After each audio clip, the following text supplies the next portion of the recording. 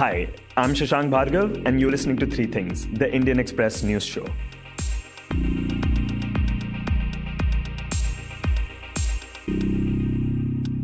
In today's episode, we will talk about the tussle between the centre and the West Bengal government over the coronavirus outbreak in the state.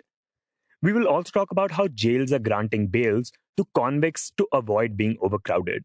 But first, we talk about Facebook and Reliance Jio. Earlier this week, a major business deal took place that brought the world's largest internet company with India's largest telecom player. The social media giant Facebook purchased 9.99% stake in Reliance Industries' digital business unit Jio Platforms for $5.7 billion. That equals to more than 43,450 crore rupees. This deal made it the largest foreign direct investment in the Indian technology sector.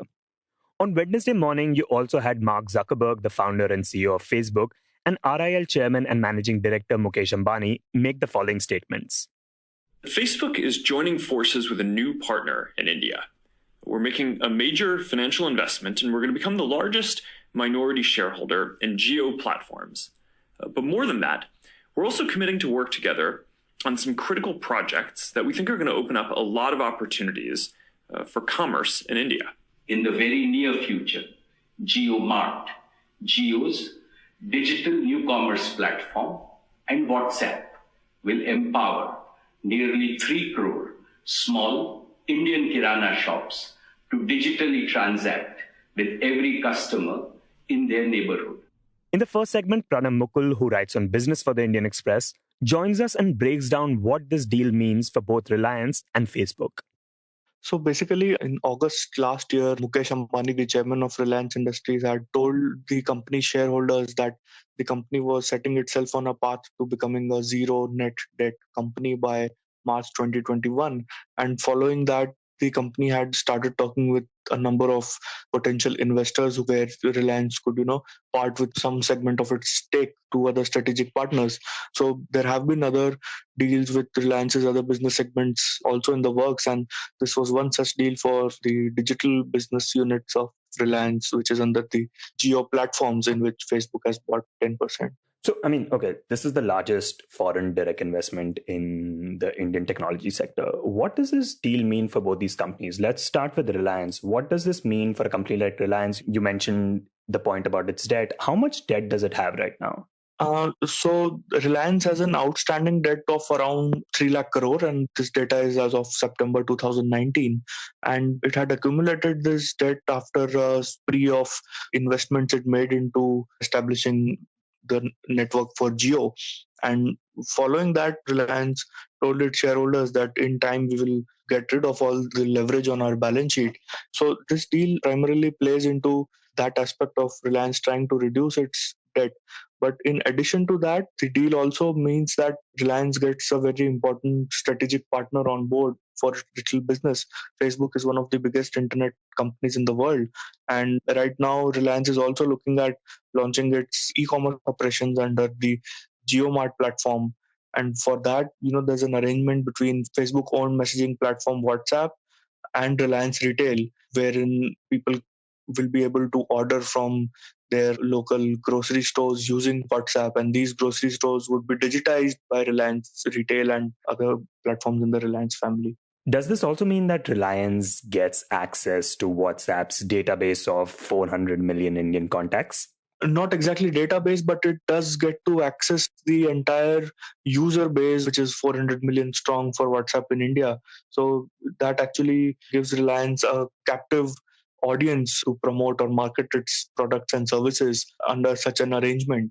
The main benefit for Reliance in this is what experts are mentioning is that WhatsApp is used cross-platform. So it's also used by customers that use other telecom companies like Airtel or Vodafone Idea.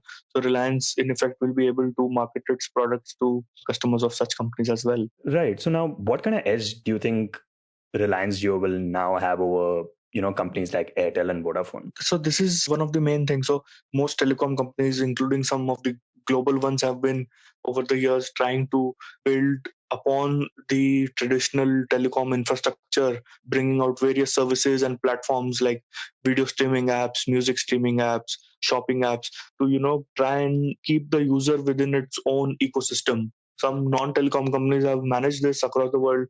In Asia, especially, it's something like a WeChat in China or a Gojek in Indonesia. These guys have built something called super apps, which essentially, gives you everything that you want to do on the internet, but keeping the customer in your own ecosystem. So, you can shop on a Reliance app, you can watch a movie on a Reliance app, you can stream music on a Reliance app. So this is something that most other telecom companies in India have also been attempting. But now with this Facebook deal, a lot of the user base of Facebook, WhatsApp, Instagram, Reliance gets to leverage all that to sort of build the super app if it wants to. Does the AGR crisis also sort of make things worse for Reliance's competitors? Because companies like Vodafone and Airtel, they owe a lot of money to the government right now, and that has been like a long problem. No, those two things are not really linked together because that's a completely separate issue. Those guys are also free to do their own fundraising exercises. Nobody has stopped. In fact, Airtel did its fundraising exercises, and as far as this competition is concerned, it's limited to tariffs and all those things. This entire building up of ecosystem is a separate story. Okay, now let's talk about Facebook. Facebook has finally entered the Indian telecom sector. We know that it has previously attempted to and failed. What does this deal now mean for the company? So essentially, when Facebook tried to enter the Indian telecom sector previously, its main goal was to have this large user base, large chunk of users who will be online. And to that extent, it had tried this walled garden approach in its free basics platform, which was struck down by the telecom regulator, saying that differential pricing won't be allowed. So in that platform, Facebook would tie up with commercial entities and they would actually subsidize the data prices for a consumer, because at that point data prices in India were very high. But when Jio entered, it offered really cheap data prices and managed to build this large user base, which today stands at about 38.8 crore. So somebody had already done what Facebook had planned to do. So it didn't need to do that again. So it entered in an indirect way, bought a stake in Reliance. Now, whether Facebook uses the benefit of Reliance to further its own businesses is something that we'll need to see. How important is a market like India to Facebook? And has Facebook made other investments in the past in India? Investments in other startups for Facebook have been two so far. One, it has invested in a social commerce platform called Meesho, and another, it has invested in a educational tech company called Unacademy. So these are the two direct investments that Facebook has made, the Geo Platforms deal being the third one. But other than that, Facebook has been present in India for a long, long time now. In fact, at one point, India became the largest user base for Facebook across the world. It had more users than in the US. But for Facebook, the problem is that it hasn't been able to generate enough revenue from the entire Asia Pacific region, in fact, where India is the biggest. So this is one of its attempts to also try to, recoup its investments and raise more revenues from the country and from the region. And it's now looking at tie-ups and arrangements of such sort. Is this deal with Reliance exclusive, or can we see Facebook investing in other telecom companies as well? So traditionally, when companies make investments of such size, they tend not to invest also in rival or conflicting companies, because that puts them in a very difficult situation while taking board decisions, because ultimately when you have such a large shareholding, you tend to take board decisions, and conflicting stakes means that you might be in a problem when you need to take a decision where it might hurt your other investment. So practically that might not happen, but there's no such exclusivity in the deal because Facebook is only a minority investor in Geo platforms. So it is free to pursue other arrangements or stake purchases that it wants to, but conventionally it really does not happen. Okay. Now, the other thing is that Facebook in the past has come under the scanner for privacy issues. And also, Reliance has previously emphasized on things like data localization, that India's data should remain in India and should not go to foreign conglomerates and companies. Does this deal sort of change that now? What are the worries that people have raised in that regard? So, there have been prevalent views that Facebook could have better handled the whole Cambridge Analytica situation. And also, Reliance has been long-standing supporter of local data of Indians remaining within the Indian borders, whereas Facebook has pitched for free flow of cross-border data. But what executives of these companies have said is that the deal between Facebook and Reliance will remain in the scope of arrangements that they've tied up for. There are a lot of other aspects and avenues where, in fact, both of these companies could compete with each other. So, for example, something like a WhatsApp Pay that Facebook on WhatsApp offers its own payment, UPI-based payment service. Jio also has a similar service like that. They might go head on against each other. So there are a lot of such principles and issues as well where Facebook and Reliance might differ. And what these guys are saying is that it will remain so for the time being, because issues like data localization and data privacy, they are something that the government will decide, and it will decide what the laws will be. And ultimately, every business or every entity operating within Indian borders will have to adhere to those laws and policies. Okay, now Facebook in the past has faced problems with the Indian government, particularly, Indian government's criticism over WhatsApp. Do you think this deal with Reliance will help Facebook in that regard in the future? It's difficult to say right now whether Facebook chooses to, or in fact gets to, access Reliance's experience on policy making and on regulatory issues within India. But like I said, there will be these apps and services where both of them will be competing head on. So whether in fact this does help Facebook in lobbying for its own benefit, that's something we'll have to wait and watch. Next, we talk about West Bengal. For the past few days, there has been a tussle going on between the centre and the West Bengal government. A tussle between the two is not new, of course. Mamata Banerjee and her party, the Trinamool Congress, have in the past been critical of the Modi government at the centre. Though this time the fight is about the state's handling of the coronavirus outbreak. The state has been accused of mismanagement and of suppressing COVID-19 numbers. Brewing over the past few days, it has now turned into a political slugfest. In this segment, Ravik Bhattacharya, who reports on West Bengal, joins us to talk about how this tussle began. See, a few days back, first there was this letter from MHA which stated that 7 areas in West Bengal, including a number of areas in Kolkata, where the lockdown was not properly enforced.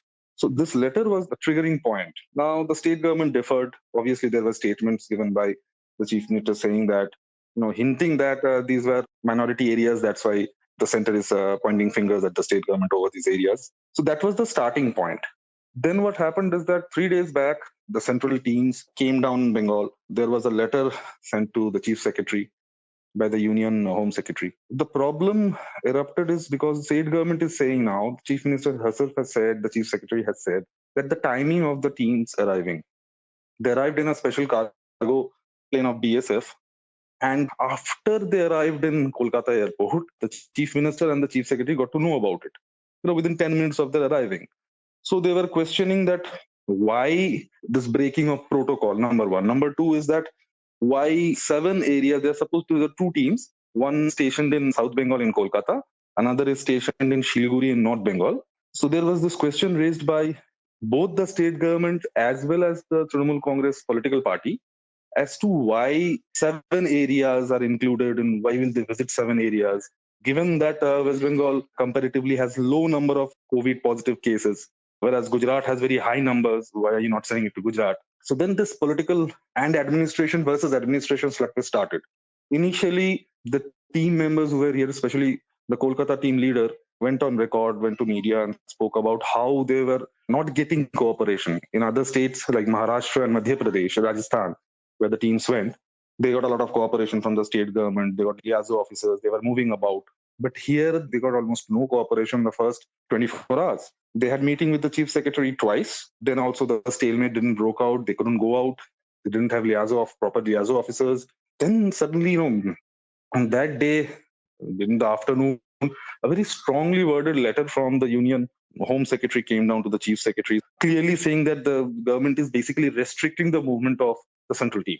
Following that, we have seen that the central team was allowed. And this central team was just there to check various areas and to see and to check whether people are following the rules? The central team was here basically to check on the COVID response, entire COVID response of the state government in certain particular spots, which are hotspots. which according to the center have high incidence of COVID infection. Number one, they were supposed to visit the marketplaces. They were supposed to visit quarantine centers. They were scheduled to visit COVID hospitals, areas which are sealed in Calcutta and in Howrah in North Bengal.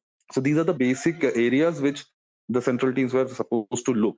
Yesterday, they were allowed to move out in the evening. And today, since morning, they are moving about. They have gone to quarantine center in Rajarat, New Town, and MR Bangur Hospital, which is a COVID hospital now in South Calcutta. Now, if you remember, BJP has been leveling all sorts of allegations, and BJP leadership, including Babul Supriyo, has been tweeting about this video of MR Bangur where a patient is showing that bodies are lying in the ward for hours, bodies of COVID-19 patients. So that, I think, made it a prime spot visit for the central team, which they have done today. And there have also been a number of accusations, made against the West Bengal government that it's not testing enough, that it's suppressing numbers. Do these accusations have any basis? And what sort of response have we seen from the West Bengal government to contain the spread of COVID-19? See, the allegations first came down from doctors' organization and then opposition parties of the state, including BJP, and later on from the governor himself. Now, the first allegation was that there were not enough PPEs. PPEs are personal protective equipments. There were not enough in hospitals for doctors and nurses. That's why a large number of doctors and nurses were found to be infected with COVID-19, and at least 7 hospitals, state-run 7 hospitals, 2 private hospitals, have been partially sealed.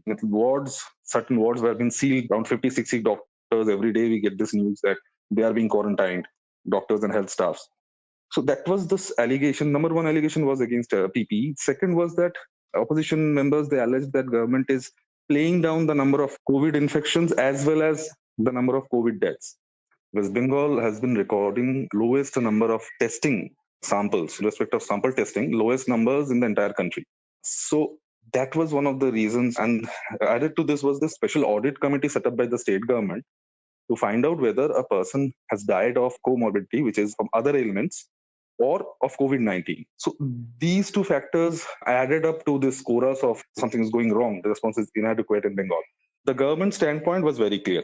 A number of times, the chief minister herself, as well as the chief secretary, held press conferences over this issue. The government standpoint is that the number of test kits which were supposed to be given by ICMR as well as NICED was not enough. They did not have enough test kits to test. The test kits arrived late. Secondly, regarding the audit committee, the government said that it has decided that since many of the patients were of critical condition but infected with COVID died, so decided to put a committee who will decide on what is the reason for their death, whether they're COVID-19 deaths or because they're dead because of renal failure or critical heart failure or something like that. So the government made it clear. In between all this, the West Bengal governor, he has questioned the state government's handling of the pandemic. You also recently interviewed him. What are the kind of things that he had to say?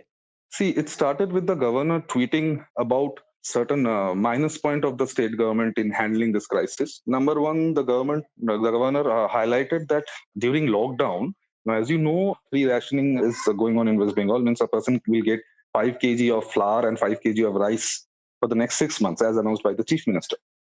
The governor pointed out that there was this PDA scam, quote unquote, which was blowing up, quote unquote. The rationing system has been hijacked by the ruling party leaders who are bringing out the rice and other things from the ration and then distributing it about a select group of people.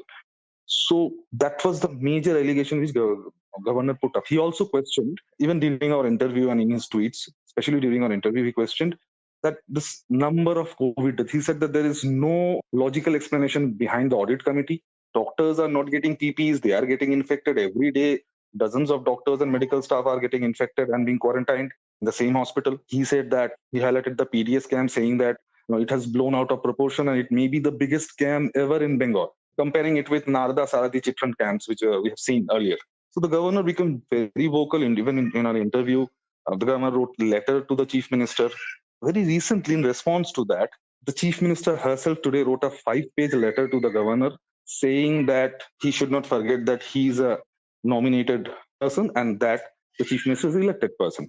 In a very strongly worded letter, he condoned the way the governor attacked, in the manner governor attacked the chief minister as well as her ministers. So now the focus is between the governor and the chief minister once again. It's The governor is now saying that I will write a response maybe this evening or tomorrow morning against the chief minister's letter. Another point is that when this outbreak happened in Bengal and the state government was struggling with it, it was trying to prepare hospitals, there was another issue which came up. While local Trinamool Congress leaders or ruling party leaders were allowed to distribute relief, but BJP MPs were in fact stopped. BJP MPs were stopped from moving out of their homes. There were police posted near the houses of BJP MPs, and an FIR was lodged against one BJP MP for spreading fake news on Twitter. Recently, we are hearing that an FIR has also been filed against Sujan Chakraborty, who is the legislative party leader of the left in the assembly. So all these steps, BJP and the opposition, they took it as a way of trying to gag them. This was also expressed interestingly during our interview with the governor. He came down very heavily on this issue, saying that public representatives should be allowed to go out, reach out to the people, obviously maintaining social distance. So this is going on right now in Bengal. Has the government announced anything more in terms of what it's planning to do, how to better contain the spread of COVID-19 in the state? Any new measures, any new announcements? See, first of all, we have seen that the central teams have been allowed to move about. They have been given a police liaison officer as well as a health officer so that they can move out in the areas. Number two, we have seen an increase of testing. Previously, around 450 tests where sample testing was done in Bengal per day, but now it has been increased to 700 to 750. So this is a marked rise in testing, number one. Number two, the government got rapid testing kits, which they started in Kolkata and in other districts. The government also prepared a number of laboratories in state-run hospitals, I think 12, across the state, where such testing can be done. So government on its part is, just putting up more efforts into see that whether more testing can be done. They are into it. Next, we talk about jails. Every sector, area, and facility has been affected by the coronavirus outbreak, and jails are no exception. Across the country, jails are trying to avoid being overcrowded and ensuring that the virus doesn't spread in their premises. Pritam Pal Singh, who reports on legal affairs and who recently wrote about Delhi jails, joins us to talk about how jails, to avoid being overcrowded, are now granting bails to prisoners. There are 16 jails in Delhi, and it's interesting that those jails have only the capacity of around 10,000. But on March 25th, as per the data given by the jail officers themselves, their capacity was around over 17,000. So what the Tihar officers have done, they have started giving bails to the inmates and the prisoners who are accused of petty offenses and those who are facing jail term for 7 years. Those are the prisoners, they are being released. Still, the jail officers are facing problem because even the prisoners are given bail, so they are not able to furnish their bail bond. Now what they have done, that if anyone is not able to furnish the bail bond, they will be released, and after this lockdown open, they will be asked to give their bail bonds, whatever may be the amount, 10,000, 15,000, 20,000, whatever. To be granted bail, do you have to apply for it? Yeah, definitely. Like, despite the fact that overall decision has been taken that those who are accused of petty offenses, they will be released. But it's a procedure which every inmates have to undergo. Each one of them will have to file their bail applications and the magistrate will have to consider it. So till date, if you take from March 25th onwards, what I have already said, that over 17,000 prisoners were there. From March 25th till date, over 3,000 has already been released. Now, Pritam mentioned that only people convicted of petty crimes are being released. Though there was an exception to this. On Wednesday, a 73-year-old man, a retired government school teacher, was granted bail. He was accused for sexually abusing a minor boy. He was granted bail only on the condition that he was suffering from serious ailments. And he even has to undergo bypass surgery. So that was the reason, and keeping in mind that he might be infected of the disease, coronavirus, he has been asked to release from the jail. Jails run the risk of a potential outbreak. In Moradabad District Jail, for example, a total of 73 policemen and 11 jail staff had been sent to quarantine after 6 prisoners were tested positive for coronavirus. Interestingly, 5 of these prisoners were among those who were arrested earlier this month for allegedly attacking healthcare workers and a police team on COVID duty. But even after being released, measures are being put in place so that while on bail or furlough, the convicts don't run away. The interesting thing which we came across this around 3,000 bail being granted to the accused is that either conditions are imposed that they will not leave their state. Like if someone is from Delhi, they will only be moving out of Delhi with permission of the court. But the most important thing which we have came to know is that now the court has developed a mechanism that the accused will have to make a video call to their respective investigating officer, who will ensure that that person is present or not present. Even the High Court recently has passed an order that in case the investigating officer is not able to take the video call, that accused will have to send his location through WhatsApp or through Google Maps, so that the concerned SHO of that respective police station is aware that where XYZ is presently. These are the mechanisms they have put in place so that bail conditions are not being violated. And after the things are normal, there is also an order that after things are normal, all of them will have to return to the jail. So during this time, we've also seen the government getting prisoners to make masks and other items that can be helpful during this pandemic. Could you talk about such instances if jails in Delhi have also done that? What has happened that earlier also Tihar convicts used to prepare soaps, hand wash, but now what has happened, a new thing has been introduced which for which they have been asked to prepare is that they will be preparing liquid soap, phenyl, even mask which is very important nowadays, and even the sanitizer which everyone is looking for, and it's already sought in national capital. So these are the things the Delhi government through Tihar DG has asked prisoners to manufacture. And interesting thing is that this will be distributed free of cost to the Juvenile Justice Board observation homes where minors are kept after they're being convicted of the offenses. Other prisons and jails, like that in Bengaluru and Chandigarh, have also started programs where masks are being produced by prisoners. In Haryana jail, inmates had been put in charge of cooking food for migrant workers. Haryana Jails Minister Ranjit Chautala told the Indian Express that at each prison, food for at least 2,000 to 2,500 persons was being prepared and packed. Apart from all this, jails are also trying to ensure that safety is maintained within their premises. Separate wards have now been created for new and old convicts in Delhi jails. As we know, there are 3 jails in national capital. It's Tihar jail, Mandoli jail, Rohini jail. So basically, the 2 wards are set up one at Tihar and one at Mandoli jail, where the fresh inmates who are arrested nowadays will be first put in isolation for 14 days. Then only they will be shifted to regular cell. So this is the important thing which the Tihar prisons have done. And now what also they have done, they are in strict compliance of social distancing. And they are sanitizing their kitchen, their premises every day. This is the best thing which they are doing it regularly to maintain that corona do not attack them. You were listening to 3 Things by the Indian Express. Today's show, as always, was edited and mixed by our producer, Joshua Thomas. If you like the show, then do subscribe to us wherever you get your podcasts. You can also recommend the show to someone you think will like it. Share it with a friend or someone in your family. It's the best way for people to get to know about us. You can also tweet us at Express Audio and write to us at podcasts@indianexpress.com.